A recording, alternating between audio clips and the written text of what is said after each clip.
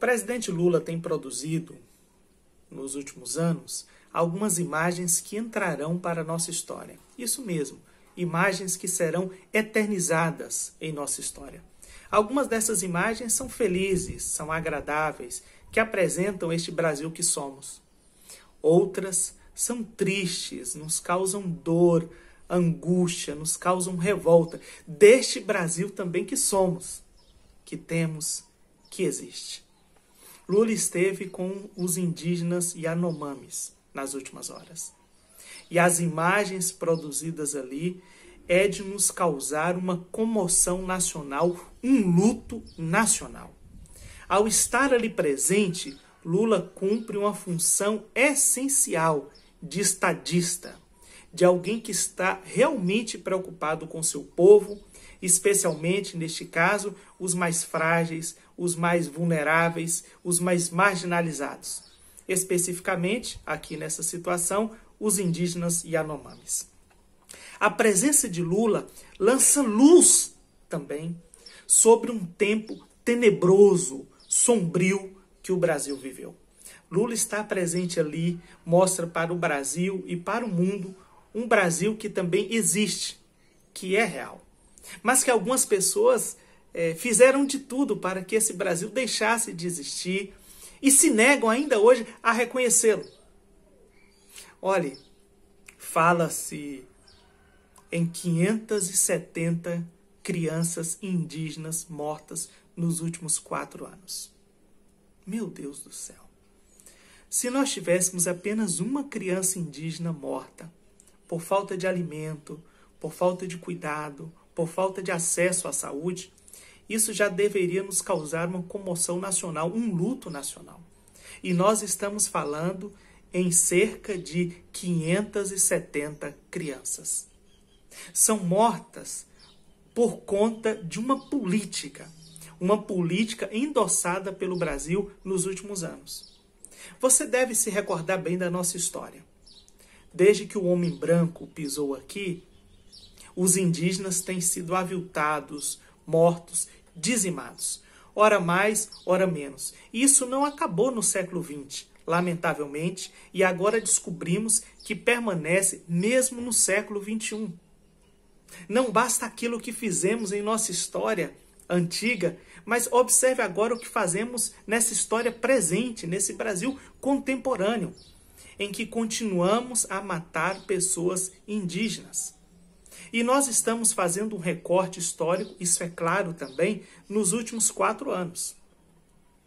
Veja, em agosto de 2021, os próprios indígenas se reuniram e entraram com uma ação no Tribunal Internacional de Haia, uma ação contra o ex-presidente Jair Messias Bolsonaro, uma ação por crimes contra a humanidade.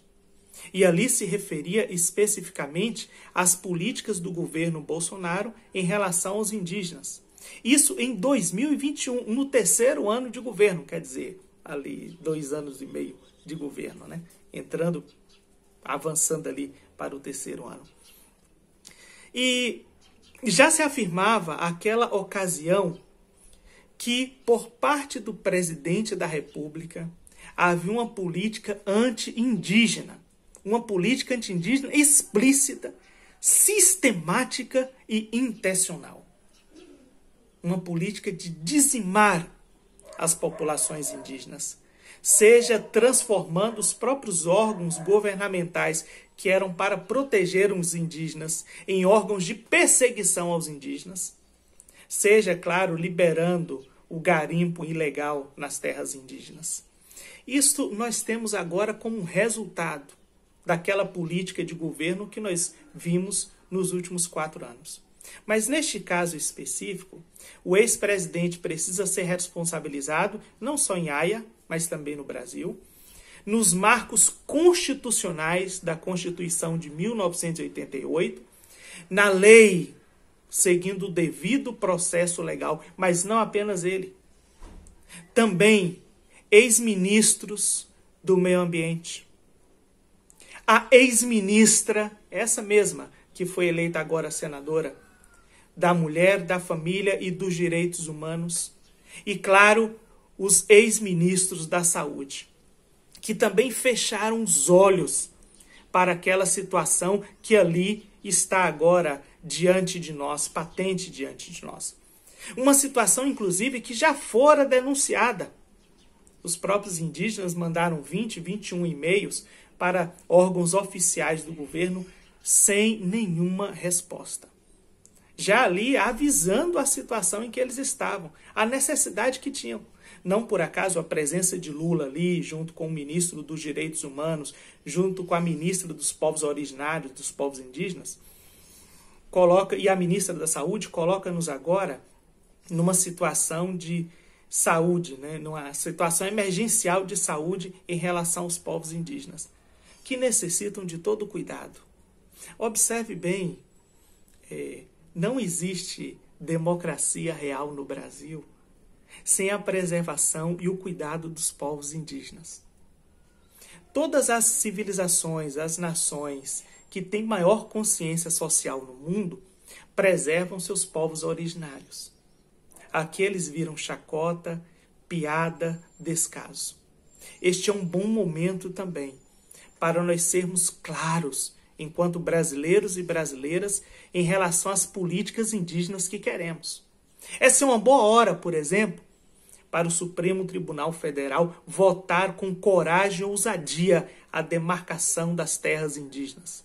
É uma boa hora, como tem sinalizado o presidente Lula e o seu governo, de dizer claramente que os indígenas são importantes, que serão cuidados e preservados por nós. Isto faz parte da democracia. Nós deixamos de dizer ditadura nunca mais e passamos a dizer democracia sempre. Mas a democracia real exige a preservação e o cuidado dos povos indígenas.